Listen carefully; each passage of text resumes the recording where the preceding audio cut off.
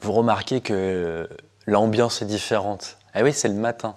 Là, on se fait agresser, enfin on se fait agresser, gentiment agresser, par la lumière naturelle du matin en ce mardi 2 novembre 2021 au Billard Club de Nice. Donc bonjour à tous.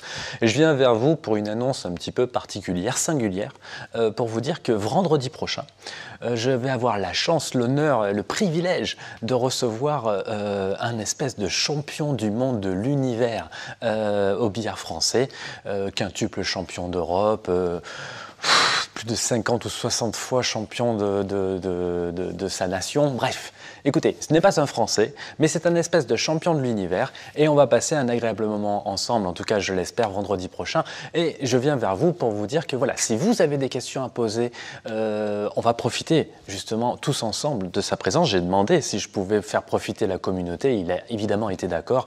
C'est une personne qui est extrêmement présente sur les réseaux sociaux, etc. Bref, vous le connaissez certainement, mais j'ai envie de vous garder ce côté un peu croustillant de la chose. Qu'est-ce qui se passe? Que va-t-il se passer bientôt sur les chaînes des billets en paquet? Et vous verrez bien. On verra bien.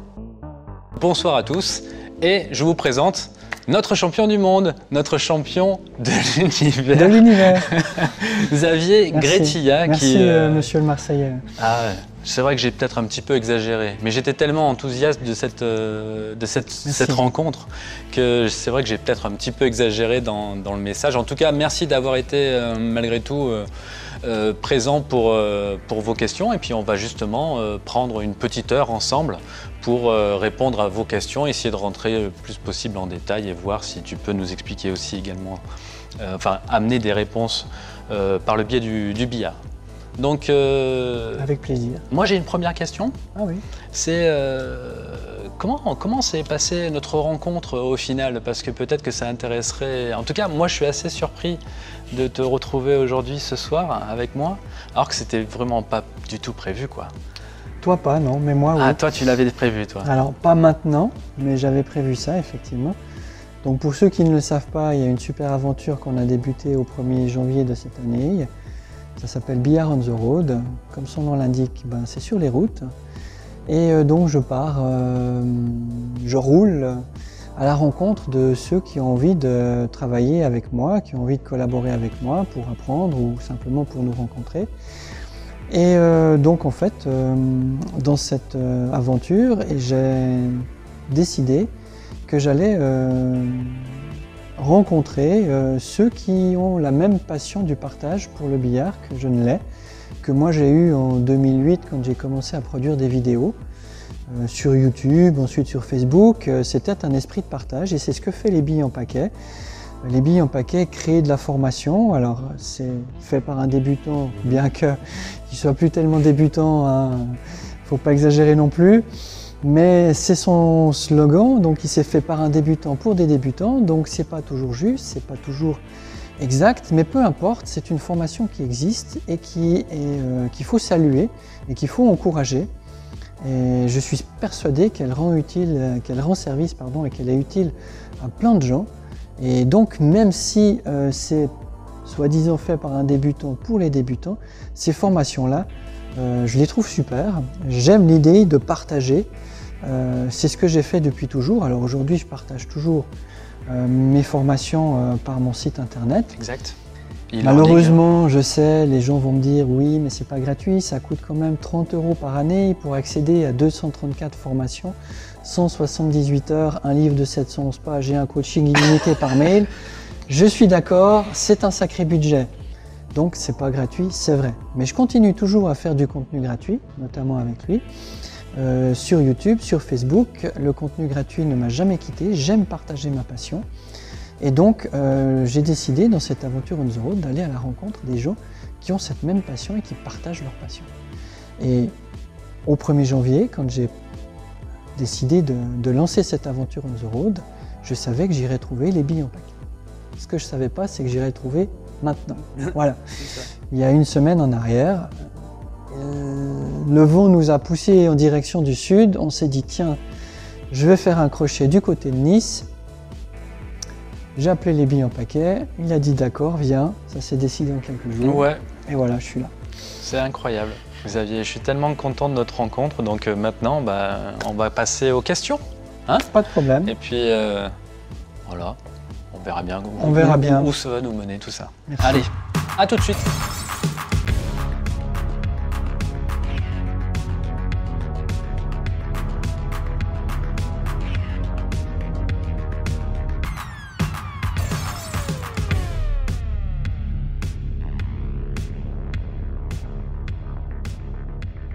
Bon, mais écoute, on va attaquer avec les questions de nos internautes. D'accord. Des billets en paquet qui se posent apparemment certaines questions. Donc, on va commencer par Richard Wagner qui nous pose la question: quels sont les 3 éléments essentiels pour devenir un très bon joueur de billard, Xavier? Qu'est-ce que tu peux répondre? Un très bon joueur de billard. Il faut demander ça à un très bon joueur de billard d'abord. Tu ne te prétends pas un champion de l'univers, comme je l'avais précisé? Je ne suis pas champion de l'univers, ni même champion du monde. C'est très gentil, mais non. Donc voilà, Richard, je ne sais pas ce qu'il faut. Ce que je peux te dire pour être un bon joueur de billard, c'est qu'il faut, je pense, avoir une certaine dose de patience, on va dire, pour pouvoir affronter tous les problèmes qui vont jalonner ta carrière de joueur de billard. Un minimum de volonté aussi pour pouvoir gérer tout ce que ça s'impose, tout ce qui s'impose pour pouvoir produire beaucoup d'heures de billard et mêler la vie du joueur de billard avec une vie privée, une vie professionnelle. Tout ça, ça demande de grandes décisions et donc beaucoup de volonté aussi pour les assumer. Et puis je pense qu'il faut aussi un certain goût pour la folie, parce que si tu fréquentes les salles de temps en temps, tu te rends compte quand même que le profil est assez fou. Il faut être un petit peu timbré pour être seul pendant des heures et jouer comme un fou avec ses 3 billes sans cesse. Et je pense qu'on a tous un profil un peu psychotique, je pense. Ouais, c'est certainement pas faux.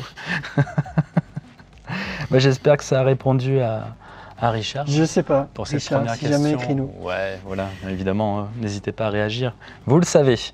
Deuxième question de Shansha Chris qui dit: pourquoi ne fait-on pas la même partie, le même nombre de points d'un match à un autre, même s'il s'agit du même jour, de juste la partie d'après avec le même adversaire? L'éternelle question, quoi. Ouais. Voilà. Alors ça, c'est comme un phénomène que j'ai beaucoup expérimenté, effectivement. Et je ne sais pas si tu vas aimer la réponse, mais il faut considérer en fait que je vais parler pour moi quand ça m'arrive. Eh bien, je suis particulièrement faible, on va dire ça, dans ma tête. Et ça signifie tout simplement que je n'ai pas réussi à reproduire ma force psychologique pour qu'elle soit efficace également au match suivant. Et c'est que la tête qui fait qu'on bascule d'un moment à un autre. C'est pas le niveau, parce que je suis pas moins bon techniquement que la partie d'avant, je suis pas moins compétent stratégiquement ou conceptuellement que la partie d'avant. C'est juste la partie psychologique qui défaille par rapport à la partie d'avant, où j'ai su mettre en place des choses que je n'ai pas réussi à mettre en place la deuxième fois. Voilà. Ouais. C'est juste ma tête qui défaille, c'est tout. C'est vrai que sortir d'une belle partie, des fois, ça a tendance à galvaniser un petit peu le joueur, en se disant, là j'ai passé un cap. Quand tu démarres une partie, tu te dois de recommencer tout à zéro. Tu fais un reset complet, comme si c'était une première partie, et donc tu ne te préoccupes absolument pas de savoir le succès que tu as eu à la partie précédente. Ce que tu peux faire par contre, c'est utiliser les échecs et les succès de la partie précédente pour reformuler un nouveau travail psychologique et peut-être affiner certains points pour redémarrer une nouvelle partie. Mais en aucun cas, tu pars dans la continuité de la partie précédente. Tu fais un reset total. Pas facile. Ah, c'est un travail... Ouais. Le domaine psychologique, c'est un travail qui constitue un petit peu ma force. Hein. J'ai l'habitude de le dire que je ne suis pas meilleur techniquement que d'autres, ni conceptuellement que d'autres. Mais à certains moments, au moment où il le fallait, j'étais plus fort dans ma tête que mon adversaire, ce qui fait que j'ai pu remporter des matchs et des victoires à cause de ça. Donc moi, ça a été un long travail, ça fait 35 ans que ça dure maintenant. Et je travaille constamment ma psychologie, et en plus, ça se renouvelle de compétition en compétition. On ne peut pas utiliser ce qu'on a fait la dernière compétition pour gérer la prochaine. Ça peut se renouveler aussi d'adversaire en adversaire, parce qu'il y a des adversaires qui ont cet honneur-là que je sois obligé de préparer une préparation psychologique particulière rien que pour eux. Voilà. Donc, Ça se renouvelle chaque fois de match en match et de compétition en compétition. Ouais, intéressant. Ouais, oui, une espèce d'adaptation quoi, en fonction de... Oui. Ok, mais adaptation psychologique. Ah, complètement. Ouais. Complètement.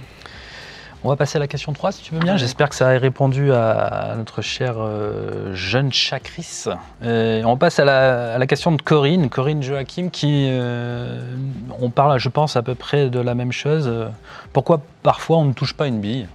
Voilà. Pourquoi cette différence de niveau? Ça rejoint à peu près, je pense, la réponse de la question.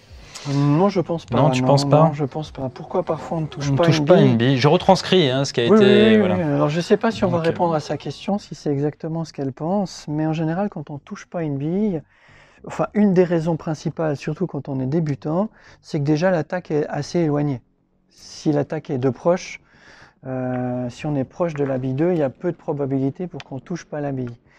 Donc ici, par exemple, si on touche relativement fin, allez, une bille rouge comme celle-ci, je vais peut-être faire tourner le dos à la caméra, voilà, une bille rouge comme celle-ci, eh bien, le problème qu'on va voir, on va toucher fin à droite de la rouge avec de l'effet à droite, et le problème qu'on va avoir, c'est dès l'instant où on incline la canne. Parce qu'avec l'effet, si on incline un tout petit peu la canne, eh bien, ma bille produit une courbe, et donc à ce moment-là, je n'ai plus la possibilité de toucher ce que je vise. Et sur une distance comme celle-ci, c'est certain que la finesse, je ne la toucherai plus. Je ne sais pas si on a le temps de tester la chose. Admettons que je tente une finesse. Ou une finesse, je dis une finesse, mais c'est une finesse un peu grossière. C'est une finesse pas très très fine non plus. Tiens, la jaune était là, je crois. Oh, bravo! Alors que si on fait le même point, aussi en finesse et aussi à cette distance, mais au lieu d'avoir une canne qui est plate, on incline la canne, et il y a beaucoup de joueurs qui jouent avec une canne inclinée, eh bien on n'a absolument aucune chance de toucher la bille, parce qu'en fait, avant d'arriver à la bille 2, ma bille aura provoqué une courbe, le mélange de l'inclinaison et de l'effet. Et ça, quand on est débutant, c'est la première des raisons pour laquelle on ne touche pas la bille, pour laquelle on rate la bille. Après, si on est plus avancé et qu'on a la queue plate, c'est tout simplement parce qu'on vise mal. Point. Donc il faut s'entraîner à viser les quantités de billes, le plein, le 3/4, le 2/3, la demi-bille, le tiers, le quart et la finesse. Et puis pour ça, évidemment, il existe des exercices. Je doute qu'on va rentrer dans ce domaine-là parce que ça va prendre un petit peu de temps quand même. Bien sûr. Mais il existe des exercices pour pouvoir travailler la quantité de billes.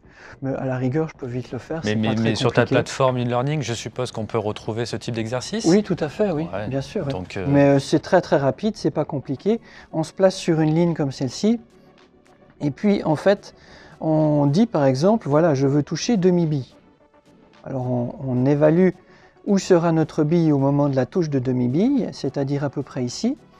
Et donc, comme la bille rouge ne peut se diriger qu'à l'inverse de là où elle sera touchée, on place un obstacle dans la direction de la bille rouge. Ok? Donc là, je vais placer ma craie. Je vais quand même juste vérifier qu'on est bien en demi-bille. Non, on n'est pas tout à fait en demi-bille. Voilà, quelque chose comme ça. Et donc maintenant, si je joue demi-bille, ça signifie que je vais envoyer la rouge sur ma craie.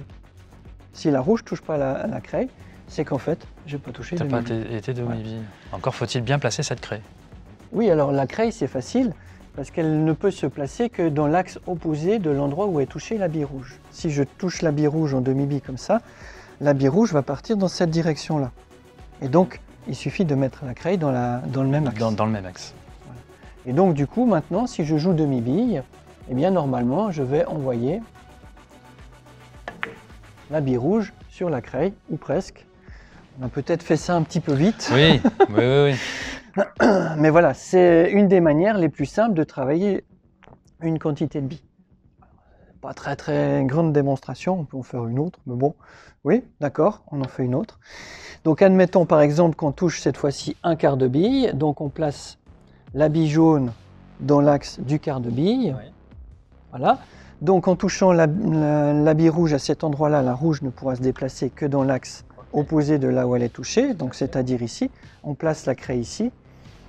Et puis ensuite, on enlève cette bille, on touche un quart de bille, la bille rouge, et du coup, Normalement, la rouge devrait aller toucher la creille. Voilà. Et donc là, on sait qu'on a touché. On sait qu'on a touché demi-bille. Un quart de bille. Là, un quart de bille, pardon. Oui, d'accord. Et on fait ça pour toutes les quantités de billes. Et on fait ça également à des distances qui ne sont pas aussi agréables que celle-ci, mais qui sont un petit peu plus éloignées pour nous faire travailler cette touche de billes à longue distance. Voilà. Ça, c'est une astuce ou un truc qu'on peut utiliser pour travailler notre quantité de billes. Mais la plupart du temps, quand on débute, souvent les joueurs jouent donc avec une canne qui n'est pas plate horizontale, mais qui est un petit peu inclinée. Et du coup, comme ils mettent de l'effet, ça produit inévitablement une courbe qu'on ne peut pas éviter.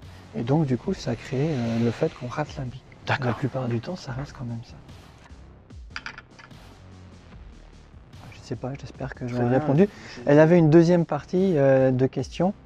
Pourquoi cette différence de niveau? Je ne te cache pas, Corinne, que je ne comprends pas cette question. Je ne vois pas de quelle différence de niveau tu parles. Donc, je doute qu'on puisse en répondre à ça. Ouais. Je ne sais pas comment tu perçois. Alors moi, je perçois j'ai bien apprécié cette démonstration, mais je ne pense pas qu'elle parle de ça. Ah, ok, tu penses qu'elle parle de quoi? Je pense qu'elle veut dire, en fait, quand on dit pourquoi parfois on ne touche pas une bille, ça veut dire qu'à mon avis, elle ne touche pas une bille, ça veut dire qu'elle ne fait pas un point, quoi. Elle n'arrive pas à jouer, en fait. C'est pour ça que je te dis que ça rejoint la question 2. Ah, à mon avis, c'est ça. Une expression pour dire qu'on ne fait pas un point. C'est ça. Ah, tu crois que c'est ça? À mon avis, c'est ça. Et du coup, ça fonctionne mieux avec la suite. Pourquoi une telle différence de niveau? Genre, habituellement, je tourne à 2-3 de moyenne et puis d'un coup, je suis à 0,5. Eh bien, Corinne, réfère-toi à la question précédente. Voilà. Et si par hasard, ta question, c'était bien pourquoi tu ne touches pas la bille 2, bah, tu as quand même la réponse. Voilà, tu as quand même la réponse. Hein. Mais je suis navré, j'ai peut-être mal compris la question. Non, pas de souci.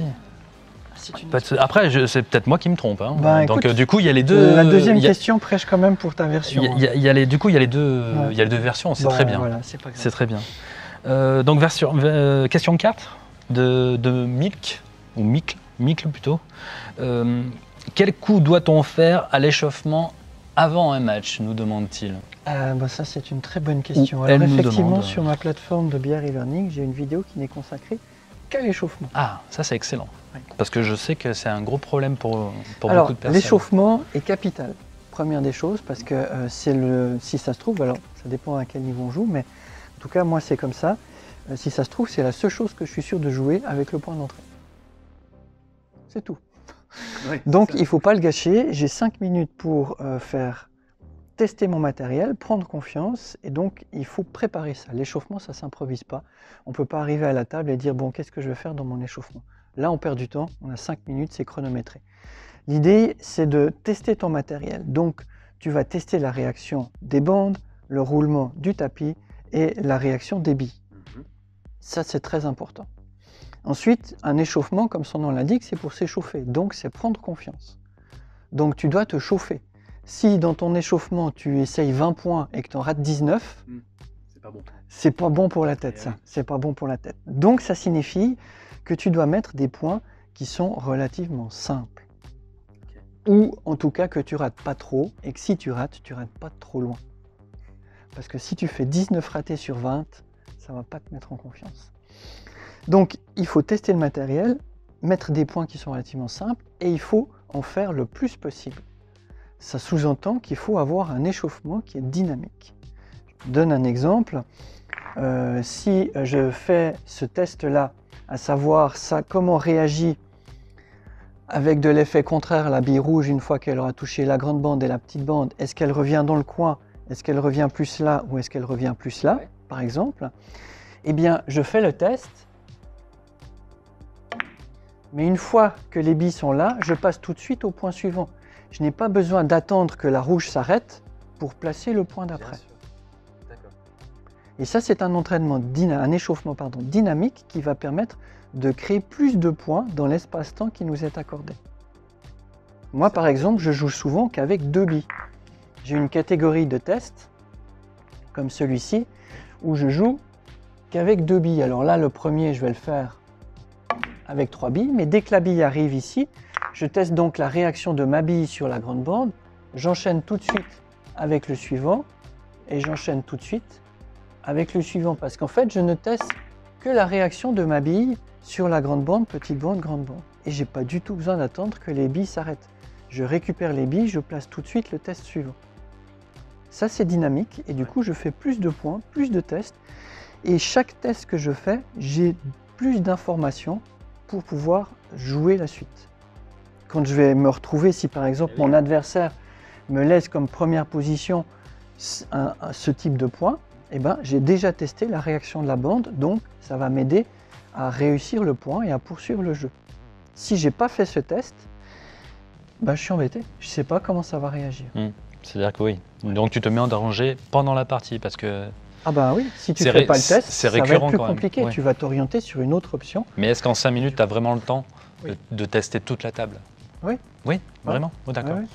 Donc ça, ce que tu fais ici par pour exemple, la grande bande... tu peux tester la souplesse du rétro avec des très grands rétros. Alors là, tes billes, je suis navré de le dire, monsieur Billet-en-Paquet. Oui, elles sont mais dégueulasses. elles sont un tout petit peu dures et un tout petit peu sales. Mais malgré tout, c'est quand même un test qu'il faut faire. Est-ce que c'est possible de faire ce rétro-là sans incliner la canne, par exemple? Ça, c'est un test que je fais tout le temps. Les masser, les piquer, les points par la bande, les directs, la souplesse, les réactions, les effets contraires, tout ça, je teste tout ce que je peux. Voilà. Le système aussi, du 3 bandes. Et j'ai un programme très spécifique. J'ai presque envie de dire, si vous voulez le connaître, je vous invite à... Bah oui, évidemment, évidemment qu'il faut aller sur e-learning pour découvrir tout ça, quoi. Sinon, bah voilà, c'est le principe de l'échauffement. Il ne faut surtout pas passer à côté et improviser. Il faut vraiment le fixer. C'est très très important. Voilà Mick, j'espère que ça a répondu à ta question. Je pense que oui, hein, clairement, là on a beaucoup d'indices. En plus, si tu proposes une vidéo sur ta plateforme e-learning, c'est voilà, parfait. J'ai déjà presque tout dit, mais c'est juste pour un contenu. Ouais. Non mais après c'est important. Et le contenu s'adapte aussi en fonction de la discipline qu'on joue. On ne teste pas tout à fait la même chose si on joue à la bande que si on joue au cadre. On ne joue pas tout à fait les mêmes points, mais le principe reste exactement le même. Moi j'ai quasiment un échauffement à 90% similaire à chaque fois. Ah, okay. N'oubliez pas le point d'entrée aussi, très important. Beaucoup commencent l'échauffement par le point d'entrée. Moi, je déteste ça. Pour moi, le point d'entrée, c'est un 3 bandes. C'est dur. Donc, je vois pas pourquoi je commencerais par un point dur. Tout simplement. Je suis d'accord avec toi. Donc, je commence par des trucs faciles et je fais le point d'entrée à la fin. Oui, tout à fait. Je suis plutôt, effectivement, moi aussi, de cet acabit. Ouais, le point d'entrée, ouais, c'est pas fou au tout début. Surtout au tout premier échauffement de la journée, quoi, lors d'une compétition, évidemment. Hein. Je suppose que la question portait au sujet de la compétition. Très bien. Question suivante de Didier Sapé, qui nous dit « Que penses-tu de l'utilité d'un manchon sur le fût? Est-ce pour toi un gadget ou une nécessité ?» Comment il s'appelle? Il s'appelle Monsieur Didier Sapé. Moi, je joue avec une très belle canne qui a un magnifique bois. Ouais. Et jusqu'à ce qu'on me propose cette canne qui a un magnifique bois dont je tairai la marque parce qu'il n'y a pas de raison que je la donne.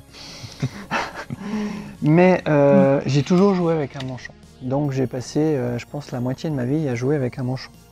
Et un jour, il y a un gars qui est venu vers moi, il m'a dit « Écoute, j'aimerais que tu joues avec mes cannes. » Je dis bah, « T'es gentil, mais je suis content avec la canne avec laquelle je joue, donc je te dis non. » Il dit « Mais si je joue comme avec ma canne ?» Je dis « Bon, d'accord, mais alors, je lui ai donné la canne que j'avais à l'époque, j'ai dit « Tu me fabriques une canne de ta marque, mais calibrée comme la mienne. » Ok. Il me l'a fabriquée. Et il a accepté. Et il me l'a donnée, et du coup, bah pour le moment, je joue toujours avec sa marque. Et du coup, il m'a dit « Mais vous, les joueurs de billard, vous êtes quand même difficiles parce qu'on vous fabrique des cannes qui sont magnifiques, avec un bois qui est magnifique, et vous mettez un manchon dégueulasse dessus. » Alors moi, fabricant de billard, ça m'exaspère un petit peu. J'ai dit, écoute, je retiens l'argument, je vais essayer de jouer sans manchon. Et en fait, ça fonctionne très bien. Donc depuis, je joue sans manchon, tout simplement. Donc, ouais, c'est peut-être un gadget. C'est peut-être un gadget alors. Pour moi, en tout cas, ça l'est. J'ai pas d'utilité à jouer avec un manchon. Maintenant, je peux convenir que pour d'autres, ça ne convienne pas. Mais j'ai toute ma vie joué avec un manchon jusqu'à ce que ce gars me dise, essaye sans manchon. Pour la beauté de la pour canne. La beauté du fût, quoi, bien sûr. Et depuis, je joue sans manchon et tout fonctionne. Et j'arrive très très bien à jouer. Il faut reconnaître qu'il n'a pas raté, elle est vraiment magnifique. Hein. Non, mais c'était pas celle-là, c'était une autre. Ah, c'était pas celle-là? Celle-ci, en fait, c'est une autre, c'est la même marque. C'est une de ses productions aussi. Oui, okay. C'est une autre dont je suis tombé fou amoureux et j'ai eu la chance d'en recevoir une aussi. Très bien. Bon, ben voilà, je suis assez surpris de la réponse, je t'avoue. Mais Il y en a beaucoup qui se passent pas de manchon. Pour eux, il y en a même qui jouent avec le manchon comme une référence sur le fût pour pouvoir placer leurs mains. ouais. Non. Non. Voilà. Non, mais écoute, voilà, Didier, tu as la réponse de Xavier.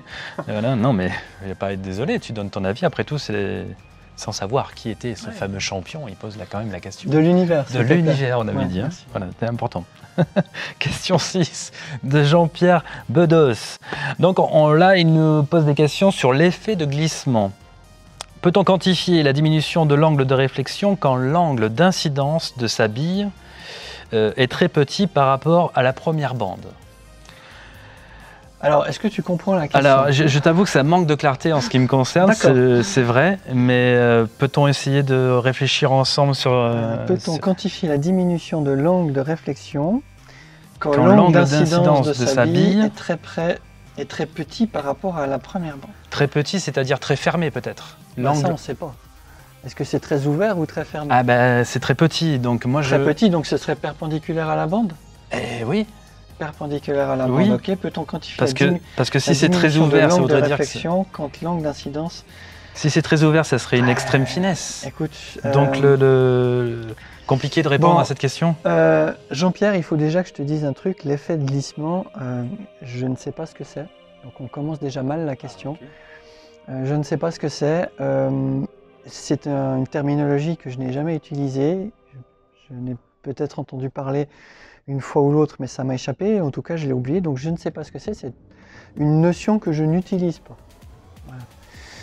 Ce que je peux dire d'intéressant par rapport à ça, c'est qu'il parle d'angle d'incidence et d'angle de réflexion. Oui. Et tu conviendras comme moi que l'angle d'incidence est égal à l'angle de réflexion. Absolument. En tout cas, ça c'est la théorie. Oui, à condition de jouer sans effet. Oui, mais même si on joue sans effet, l'angle d'incidence n'est pas toujours égal à l'angle de réflexion. Certes. Et ça, peut-être que notre ami Jean-Pierre sera intéressé à s'en rendre compte. Donc Jean-Pierre, si tu pars du coin que tu vas toucher la grande bande opposée au milieu, qui est ici, théoriquement, géométriquement, il n'y a pas photo, on devrait aller sur la rouge. On est d'accord, l'angle d'incidence, angle de réflexion. Bon, est-ce que tu penses qu'on va aller sur la rouge?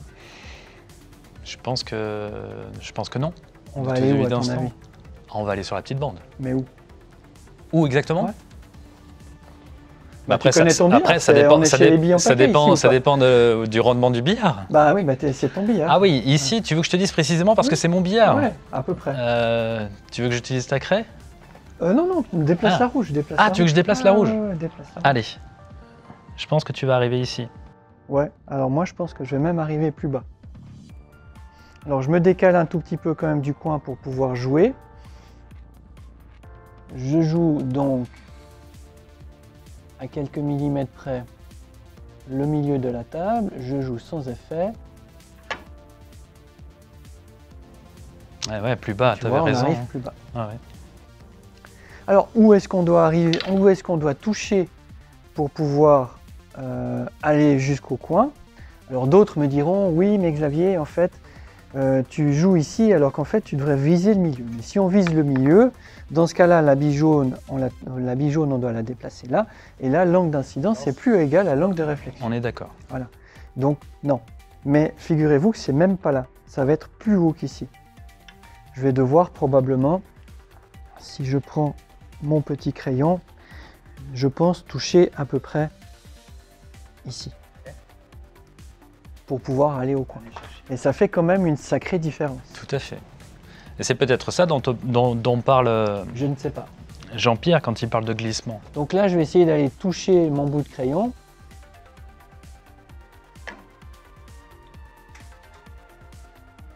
Et j'arrive pas mal haut. Excellent. Et donc on voit que la règle que tout le monde connaît comme étant l'angle d'incidence égale à l'angle de réflexion, eh ben, elle n'est pas tout à fait juste. Et en fait, c'est une règle qui est excellente à fournir comme aide, parce que ça va vraiment nous aider pour jouer des bandes avant. Mais ce qu'il faut savoir, c'est quand l'angle est à peu près demi-ouvert, donc à peu près vers 45 degrés, oui. Eh bien c'est là que la différence est énorme. Si on est perpendiculaire, évidemment qu'on va revenir sous le même angle. Si on est assez parallèle à la bande, la déviation sera très faible. Mais quand on est à 45 degrés, la différence entre l'angle d'incidence et l'angle de réflexion est quand même conséquente.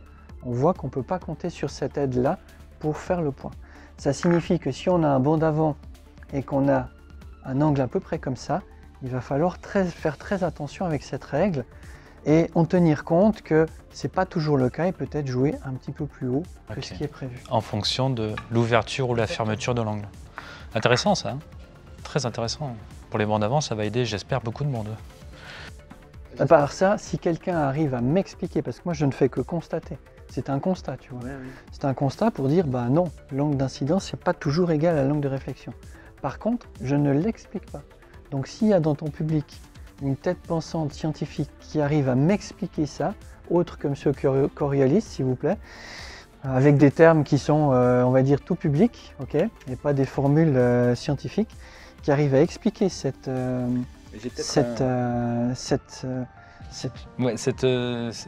fait-là, comme quoi l'angle d'incidence n'est pas toujours égal à l'angle de réflexion, bah, je suis preneur. Après, c'est mathématique aussi, hein, cette histoire d'incidence-réflexion, le sans-effet. Déjà, faut-il... Oui, mais il faudrait déjà être capable de toucher le sans-effet parfait. Oui, mais alors là, évident, ça explique quand même pas un diamant d'écart avec la rime. Je suis d'accord. Il faudrait que je sois sacrément mauvais pour mettre autant d'effets et arriver pour décaler un diamant d'arrivée. Oui, mais c'est peut-être ça dont il parle, je ne sais pas, l'effet de glissement. Il y a peut-être la puissance qui doit rentrer en ligne de compte, je suppose. Oui, alors bien entendu, plus on joue fort, plus la bille va s'écraser dans la bande, et plus à ce moment-là, l'angle va être fermé. On peut même revenir pratiquement droit en jouant avec un angle. Ça, c'est pas un souci. Mais là, c'est pas le cas. J'ai joué une force tout à fait normale. Elle a rebondi sur la bande tout à fait normalement, sans effet. Donc on pourrait s'attendre à ce que l'angle d'incidence soit égal à l'angle de réflexion. Bon, on constate que c'est pas toujours le cas. C'est pas le cas. Bon. On va continuer avec Jean-Pierre Bedos, justement, qui nous pose une deuxième question. Lorsqu'on fait un point en 2 ou 3 bandes, l'effet que l'on donne sur sa bille se maintient-il après avoir touché la première bande? Je n'ai pas tout noté, mais c'est en gros la question. Bah oui, il se maintient. Il va se maintenir en fait jusqu'à ce que cette rotation qui tourne autour de l'axe vertical se perde au fur et à mesure de sa course, tout simplement. Donc il y a quand même encore une notion importante à donner, c'est la distance qu'il va y avoir après la première bande. Parce que si la distance est grande jusqu'à la deuxième bande, on pourrait imaginer que jusqu'à l'arrivée de la deuxième bande, l'effet se perde et que du coup qu'à la deuxième bande, il n'y ait plus de rotation.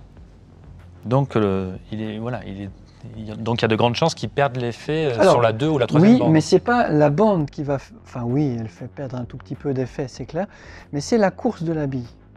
Voilà. Et puis il y a aussi une notion très importante, c'est le billard. Il y a des billes qui vont garder leur effet jusqu'à la dernière bande. Bien sûr. Alors que d'autres, qui sont un petit peu plus vieux, à la troisième bande, il n'y a plus rien qui va se passer. À la deuxième bande, déjà parfois même plus rien, juste parce que c'est des tables qui sont avec des bandes un peu plus dures et un peu plus anciennes. Et du coup, ça n'a pas du tout le même rendement que sur une table de qualité ou une table neuve. Oui. Mais ce que je veux dire par là, c'est que si je joue par exemple un point comme ça, je vais jouer ma jaune, blanche, grande bande rouge. Et donc, ma première bande sera ici sur la grande bande, et il n'y a que 40 cm à peu près qui vont me séparer de la première bande à la deuxième bande. Donc, il est peu probable que mon effet se perde sur une distance seulement de 40 cm. Donc, l'effet mort, et du coup, ça développe quand même à cette deuxième bande, et j'arrive jusque là. Si maintenant, je mets un autre point comme celui-ci, où je veux faire rouge, grande bande, petite bande, jaune, à ce moment-là, la distance qui sépare la première bande de la deuxième bande est quand même grande. Comme je vais jouer doucement, il est quand même fort probable qu'au moment où ma bille touche la deuxième bande, ou j'ai plus d'effet, ou en tout cas, minimalement, je vais en avoir beaucoup moins. Donc, tu es obligé d'en tenir compte, toi, dans ton paramétrage, oui. Évidemment. Ok. Bon, là, franchement, je ne sais pas trop où je vais devoir aller.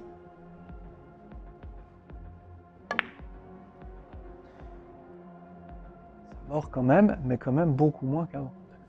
Donc il y a une grande distance, donc forcément ça se perd. C'est logique, ouais. C'est logique. Ok, très bien Xavier, merci. Et j'espère que ça a répondu à Jean-Pierre pour ces 2 petites questions. On ne sait pas, on verra Si bien. par hasard les réponses ne vous satisfont pas, ils vont t'écrire, j'imagine. Oui, je suppose, oui, bien sûr. T'as un service de réclamation. Écoute, oui, oh, bah, oui, on a un service contentieux qui s'occupe de tout ça. Il a une belle griffe, lui aussi, en retour, donc pas de problème là-dessus. Non, mais Jean-Pierre, c'est un habitué.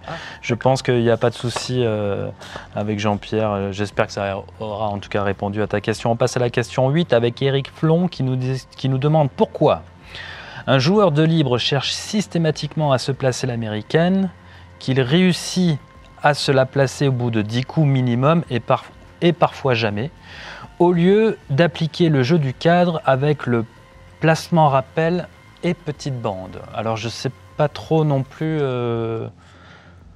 Est-ce que c'est clair pour toi? Je ne sais pas trop ce qu'il entend par placement, rappel et petite bande, mais j'imagine que c'est une succession de petits points de placement et de rappel avec un appui sur la petite bande. C'est ça.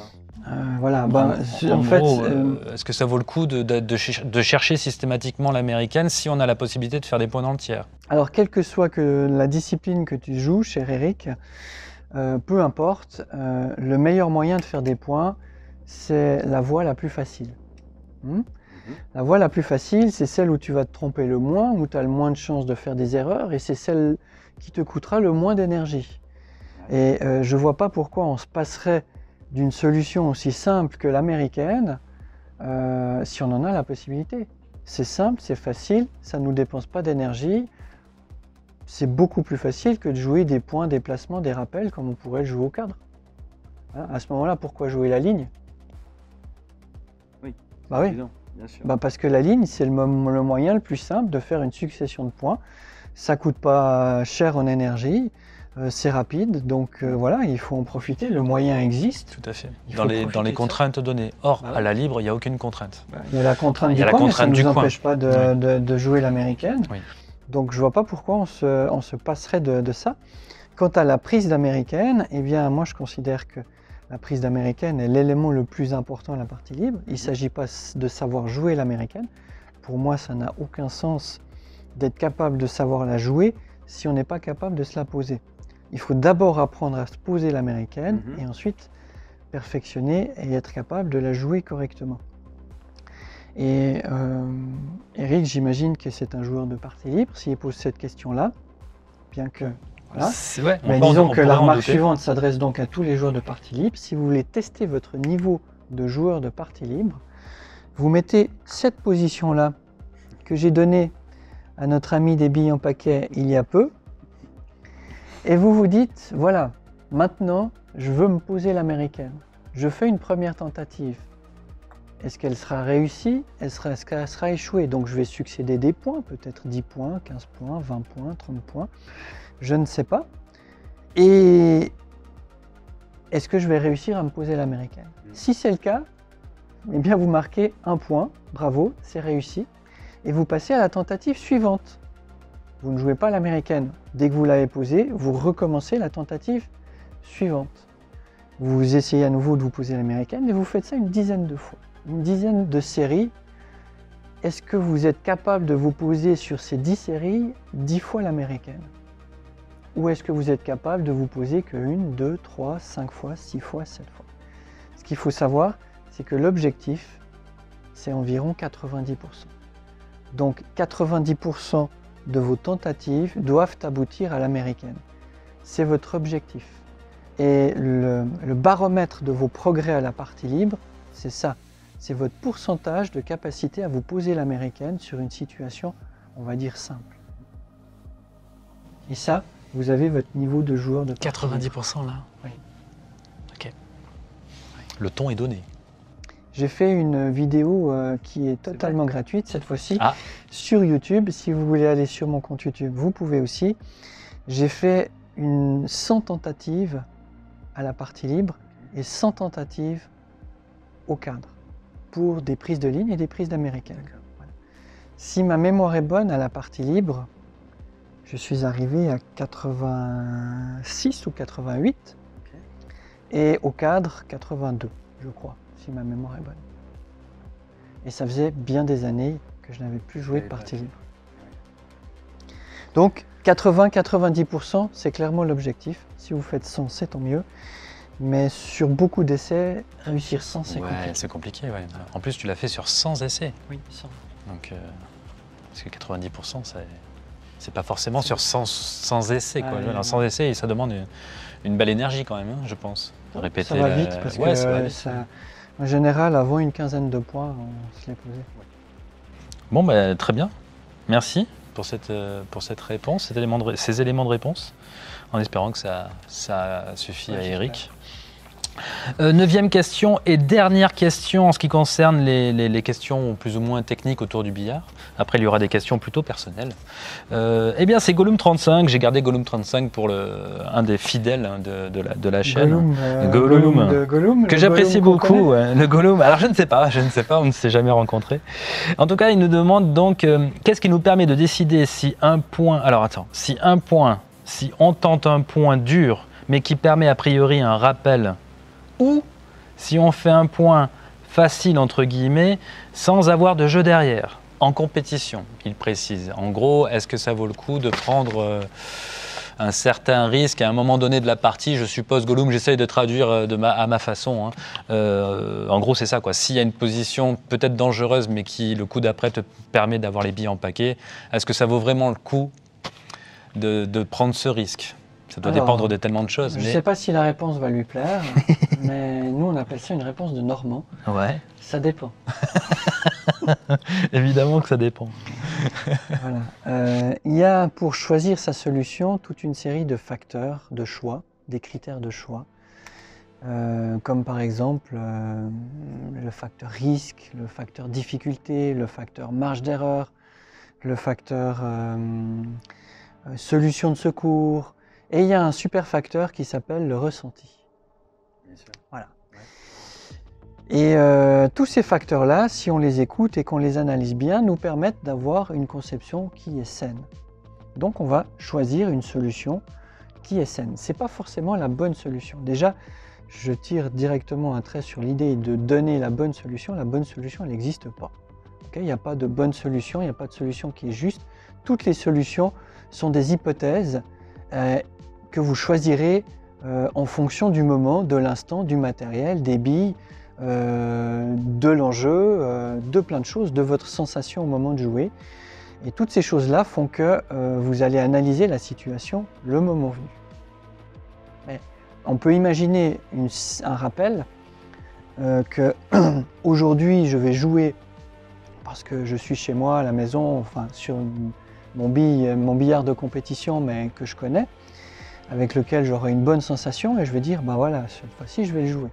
Et la semaine suivante, je joue sur du matériel pourri dans un autre club, je vais dire non, là je ne vais pas le jouer. Pourtant c'est la même position. Oui. Donc on ne peut pas vraiment dire si oui ou non ça vaut la peine. Il faut faire une pesée des intérêts, une pesée des pour et des contre, des risques qu'on prend, des risques qu'on ne veut pas prendre. Et puis après on fait un choix. Et voilà. Être à l'écoute de son ressenti, quoi. Oui, alors le ressenti, ça c'est très très important. Ah oui. Ce que j'ai expliqué, c'était une excuse de matériel, mais même s'il n'y a pas de matériel, il faut écouter son ressenti. Je vais vous donner un exemple très très simple. On est à la partie libre, on a une situation comme ceci, voilà, qui est donc un rétro en largeur d'une taille tout à fait acceptable, ce d'autant plus que la jaune va pouvoir revenir dans le coin et être amortie par les billes qui se trouveront dans le coin. Donc on pourrait convenir avec beaucoup de gens que cette situation, on pourrait déduire qu'il faut jouer le rappel de large et le rétro. Voilà. Je ne vois pas comment on pourrait faire d'autre. C'est un trop beau rappel, un trop beau résultat. C'est pas difficile, donc il faut partir du principe qu'il faut jouer le rappel de large. Sauf que moi j'ai pour habitude de dire, il n'y a rien qu'on doit faire au billard. Personne ne peut te dire, il faut que tu fasses ça, tu dois jouer ça. C'est faux. Parce que maintenant on imagine la même situation. Imagine que ton adversaire vient de te taper 299 points, qui t'a laissé sur la chaise pendant 1h30, parce que c'est un joueur un peu long comme moi. Et Donc tu te lèves de là, ça fait 1h30 que tu n'as pas joué, tu n'as aucune sensation, tu n'as aucun ressenti, tu es dans le noir complet. En plus, tu es au pied du mur, si tu rates, la partie est finie. On a une condition très particulière. Et à ça, on va encore rajouter une autre condition. Imagine que les 3 reprises précédentes, tu as raté des rétros en faisant fausse queue. Ouais, tu accumules le truc, mais... Est-ce que réellement, en venant sur la table, tu vas faire le rétro? Alors moi, je te le dis déjà, je ne le fais pas. Je vais jouer rouge, petite bande jaune. Je vais patienter pendant quelques points, reprendre un peu de confiance, et ensuite, je serai d'attaque pour faire ce type de rétro.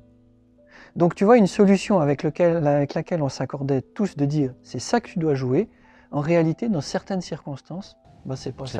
C'est plus ça, oui. Ouais, ouais. Donc, c'est clair et net, il n'y a rien qu'on doit ou qu'il faut faire. Le ressenti peut tout annuler, même face à des situations aussi évidentes que ça. Excellent. Bon, ben alors là, Gollum, je pense que tu as amplement... Hein, c'est une belle réponse. Hein. Je sais pas. Moi, je pense que Nous le oui. dirons. Oui. Allez, on passe donc aux questions apparemment plus privées, entre guillemets. D'accord. Les gens veulent savoir. Rien de sexuel, j'espère. Je crois pas. Écoute, donc on revient avec monsieur Jeune J'allais dire une Chris. connerie. Ah merde, vas-y. Hein. J'allais dire, mais finalement, notre relation va être remise au grand jour. Mais non, c'est pour rire. Hein. On n'est pas ensemble. Bon, bref. Est-ce que... Écoute, est-ce que vraiment... non, tu sais quoi, alors, est-ce que vraiment ce que te laisse ton adversaire durant la partie influe sur ton résultat personnel? Ah bah oui. Ouais. Ah bah, ouais. Il y a bien peu de joueurs qui sont capables de faire tous les points. Pour rien de vous cacher, je n'en connais qu'un seul. C'est un vrai cauchemar à jouer d'ailleurs, parce que quoi qu'on lui laisse, C'est vrai, le il gars, s'en de sort toute façon, toujours. il va de toute façon faire des points. C'est pas Raymond Schwartz quand même. Non, il s'appelle Frédéric, tout le monde le connaît. Et c'est un cauchemar à jouer parce que même si on lui laisse les billes partout, bah, il s'en fout, il va faire de toute façon une série. Donc, mais il n'y en a pas beaucoup des comme ça. Moi, tu me laisses les billes éparpillées, je peux te garantir que je galère. Ouais. Et ouais, clairement, je vais faire, j'ai moins de chances de faire des séries et de bons résultats si on me laisse les billes sur toute la table que si on me laisse les billes ensemble. Après, je ne suis pas non plus un manche, je sais regrouper les billes, je sais faire des points. Mais voilà, il vaut mieux me laisser les billes écartées dans chaque coin que des billes comme ça. Parce que là, il y a peu de chances pour que tu te relèves. Oui, ça, je veux bien te croire, bien sûr. Sans être champion de l'univers, quand même. Non, mais ça se mérite comme titre. Ah, ça se mérite, ça se mérite. Oh, tu sais que dans les billets en paquet, voilà. Hein, oh bah oui, quand même. Voilà, j'espère que ça a répondu à ta question. On avait un petit doute sur la réponse, enfin on n'avait pas trop de doute sur la réponse quand même, évidemment que c'est important, enfin que ça influe quoi, c'est normal. Arnaud, donc maintenant, alors il nous a pendu un sacré truc, Pécarty. Les points d'interrogation après point d'interrogation. Oui. C'est quoi déjà le... Arnaud. Ah oui, Arnaud nous explique que pour jouer au billard, il faut passer beaucoup de temps et donc le temps c'est de l'argent. Et donc que du coup on doit gagner notre vie avec le billard, sans quoi on ne peut pas devenir professionnel. Ou devenir un champion, non, une carrière de champion. Excuse-moi, j'ai fait une petite faute. Donc ce qu'il faut savoir, c'est que je n'ai jamais été professionnel, je ne le suis toujours pas. Je suis un travailleur comme tout le monde, j'ai travaillé toute ma vie à 100% à côté du billard. Je crois d'ailleurs que c'est pas un secret, mon métier est dans le domaine de la sécurité. J'ai quand même quelques photos qui se baladent. Et donc en fait, voilà, je travaillais en irrégulier, je travaillais en 24, en 3x8, 24 heures sur 24. J'ai fait ça pendant 22 ans et donc le billard n'est pas mon métier, ça a toujours été que ma passion. Donc quand j'allais en championnat, je prenais des vacances comme tout le monde et j'allais faire mon championnat, c'est tout. Je n'avais pas d'avantage plus que ça. Et donc, on n'est pas obligé de gagner sa vie avec le billard pour être un champion. Voilà. En tout cas, pas un champion de mon acabit. Après, si on veut être un grand champion de 3 bandes, par exemple, là, oui, il va falloir commencer à devenir professionnel. Mais être un champion de jeu de série, eh ben, je ne peux pas te dire qu'il faut gagner sa vie du billard pour devenir champion de billard, parce que je suis l'exemple contraire. Donc, je ne peux pas faire ça. On peut très bien, avec un entraînement d'une dizaine d'heures, devenir un très fort joueur. Une dizaine d'heures par semaine, 10-15 heures par semaine, on peut très bien devenir un très fort joueur. C'est pas là que va se faire la différence. L'Asie peut-elle être une planche de salut pour ce point de vue? Alors évidemment qu'en Asie, ils ont une autre façon de concevoir le professionnalisme du billard, mais ils jouent aussi aux 3 bandes. Voilà. Ouais. Ça change quand même rien que même en Asie, il n'y a pas de professionnels de jeu de série. Donc je ne sais pas si par champion tu entendais champion de billard 3 bandes ou champion de billard de jeu de série. Champion de billard 3 bandes, j'ai envie de te dire que oui, ça me paraît totalement indispensable. Mais en même temps, je ne suis pas champion de joueur de billard 3 bandes, donc cette question-là, il faudrait la poser à un vrai champion de billard 3 bandes. Mais champion de jeu de série, je ne peux pas dire oui, parce que j'en suis l'exemple contraire.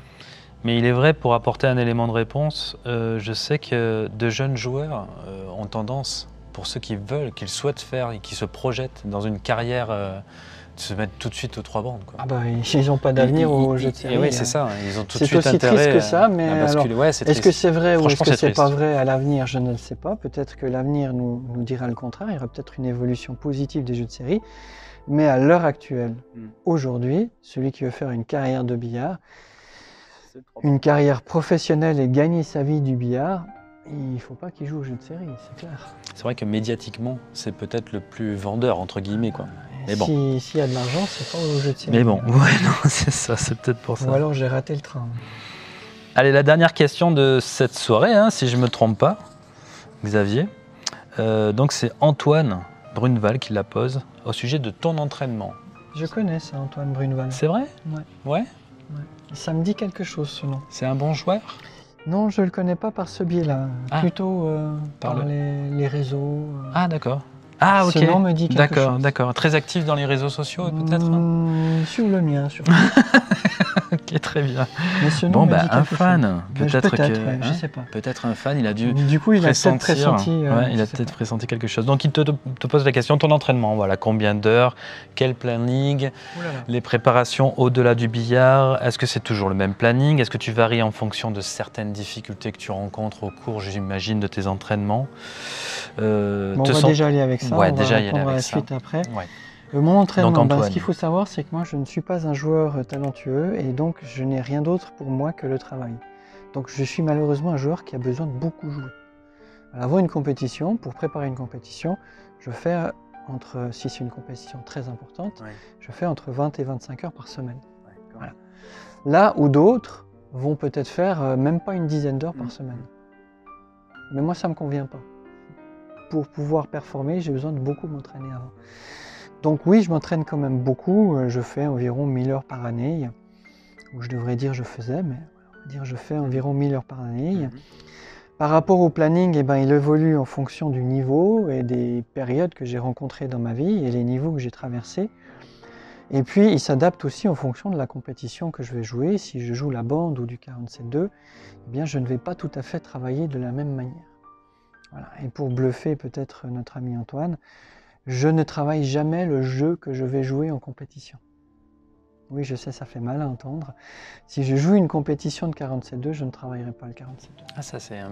Ah oui. Voilà. Je vais jouer du 47-1, du 71-2, de la bande, mais surtout pas de 47-2. Le succès pour moi... Oui, bien sûr. Je me bats contre les automatismes. Pour moi, tout automatisme est source d'erreur. Parce qu'en fait, ça va m'amener à jouer un rythme trop élevé parce que trop d'automatisme. Et ces erreurs d'automatisme, ces automatismes vont me bousculer et vont me créer de l'erreur. Et du coup, je vais aller m'asseoir parce que j'ai simplement pas pris le temps de décider si je devais mettre de l'effet ou pas. C'est quand même con. Donc, résultat des courses, je casse tout automatisme et je ne joue surtout pas le jeu auquel je vais jouer en compétition. Sauf la bande. Si je joue une compétition de bande, je vais jouer consacrer une partie de mon entraînement à la bande.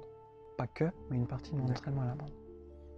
Voilà. Varies-tu en fonction de certaines difficultés? Je crois que j'ai dû répondre à peu près à sa question. Et enfin, il reste... Te sens-tu encore progresser, évoluer ou décliner peut-être? D'où vient ta passion pour le billard? Alors je vais répondre à la dernière question. D'où vient ma passion pour le billard? C'est le fruit du hasard. J'ai commencé le billard par le passeport vacances. C'est des activités que les villes organisent pour les étudiants pendant leurs vacances scolaires. Et on peut faire plein d'activités. J'ai fait tir à l'arc, aviron, voilà. Et je me suis inscrit au billard parce que je pensais trouver du billard américain. Je suis arrivé, j'ai trouvé nul, il n'y a pas de trou, il n'y a que 3 boules. J'ai quand même fait l'activité Ouais. et du coup ça m'a quand même plu. Je suis revenu l'année suivante et après je me suis inscrit au club. Et j'ai eu un président très intelligent. Pourtant il n'y avait pas de jeunes dans son club, hein, donc j'étais le seul gars intéressé depuis des décennies qu'il a, qu'il a vu. Et pourtant il a eu cette intelligence de me dire, écoute, si tu t'inscris au billard, c'est bien, mais il faut venir t'entraîner au moins 2 fois par semaine. Sinon tu t'inscris pas. Ah, J'ai réfléchi, j'ai dit d'accord, je viendrai 2 fois par semaine. ok. Voilà. Donc je suis venu 2 fois par semaine, et puis après 3, puis après 4, puis après 5. Et oui, après c'est Après c'est piqué, plutôt après. 10 fois par semaine, et puis voilà, c'est comme ça. Et puis l'avant-dernière question, te sens-tu encore progresser, évoluer ou décliner? Alors, on a un petit peu changé de vie, enfin j'ai un petit peu changé de vie, et donc mon billard se trouve chez mon ami Willy. Ouais. Hein, donc je n'ai plus du tout les mêmes conditions pour pratiquer le billard, je ne suis donc plus du tout orienté sur le monde de la compétition. Aujourd'hui je vais là où le vent me mène et je vais rencontrer des gens comme toi qui partagent aussi leur passion. Je vais rencontrer encore d'autres personnes, je vais là où les gens ont envie de me rencontrer, de travailler avec moi. Ou moi d'ailleurs je pousse la porte des clubs totalement anonymes pour faire des parties de billard avec des gens que je ne connaissais pas avant. Et donc je voyage avec comme thème le billard et les rencontres qu'on va pouvoir faire à travers ce thème-là. Et donc je ne m'entraîne plus 20 heures par semaine comme je faisais avant. Et donc mes objectifs ne sont plus les mêmes. Mais si je me réfère avant que ce projet ne démarre, qui était donc au 1er janvier 2021, eh bien oui, je progressais toujours, je me sentais toujours progresser. Je me sentais toujours motivé par la compétition, l'envie de gagner, l'envie de faire toujours plus, l'envie de gagner des titres et bien sûr je progressais et j'ai travaillé des jeux sur la fin qui n'existent pas, des jeux que j'ai inventés pour augmenter les difficultés parce qu'il n'y avait aucune discipline qui m'apportait suffisamment de difficultés à part le 3 bandes, mais j'y joue pas. Donc aucune discipline de série qui m'apportait assez de difficultés pour créer un boost, pour me bousculer finalement et être créateur de progrès. Donc ces jeux-là, ils sont sortis de ma tête, je les ai inventés. L'occasion de dire d'ailleurs que ces jeux-là sont expliqués dans mon site. Vidéo, je dirais 32, 33, 34 et 35 de la partie livre. Ok. C'est 2 disciplines, livre, ouais. J'ai fait je crois 2 vidéos par discipline, j'ai 2 disciplines qui n'existent pas officiellement et qui sont juste terriblement difficiles. Ah oui. Et donc du coup ça mobilise des moyens, des soins, des difficultés. Il faut résoudre des difficultés qu'on ne rencontre pas dans les jeux traditionnels. Et donc ça me bouscule et ça me permet encore de progresser et de performer toujours plus. C'est pas notamment le rétro que tu éloignes au fur et à mesure? Non, ça c'est des exercices. Ça, ce sont des exercices. Voilà. C'est des disciplines. Okay. Je n'ai pas de secret, hein, les disciplines elles sont connues. C'est du cadre 71, mais 1.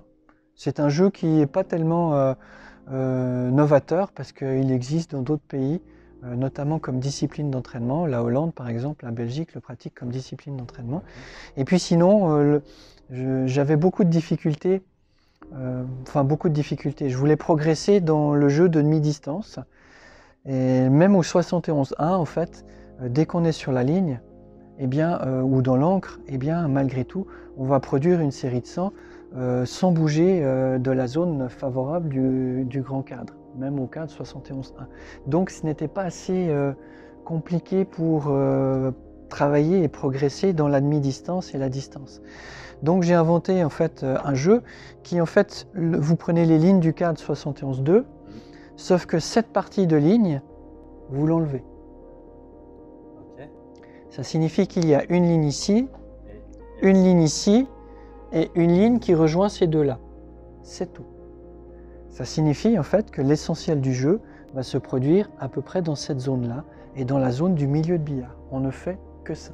Et produire une série de 100 dans ces conditions-là, ça m'est arrivé quelques fois, mais alors là, c'est beaucoup plus difficile. Tu peux plus... Non. Ah ouais.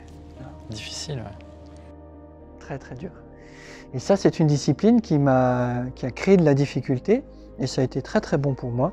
ça m'a fait progresser et donc probablement que si aujourd'hui je continuais l'entraînement que je faisais avant le 1er janvier, eh bien je continuerais à travailler cette discipline-là, probablement encore la bande, le 71-1, ce genre de discipline-là pour continuer à progresser.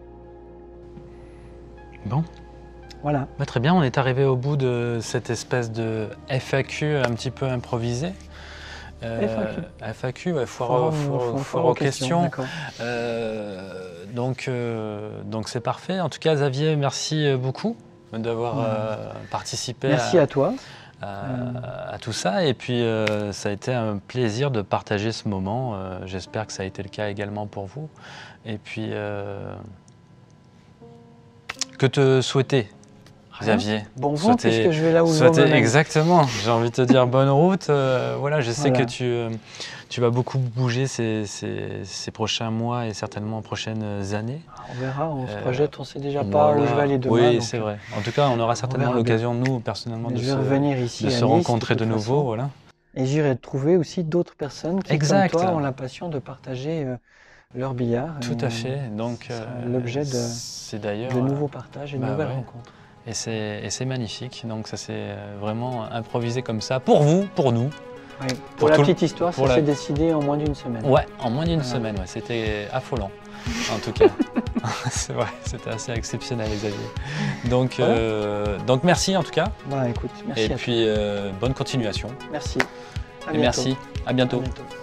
Et là, je t'invite à entrer dans le cadre et puis on entame l'introduction comme ça, je pense. Ça devrait le faire. Ok. Donc là, je me situe à ta droite. Voilà. Et on démarre comme ça. Okay, donc là, on s'est déjà présenté, c'est fait. Ok, d'accord, c'est fait. Donc on oublie la caméra et puis. J'ai pas de problème avec ça. Je me doute.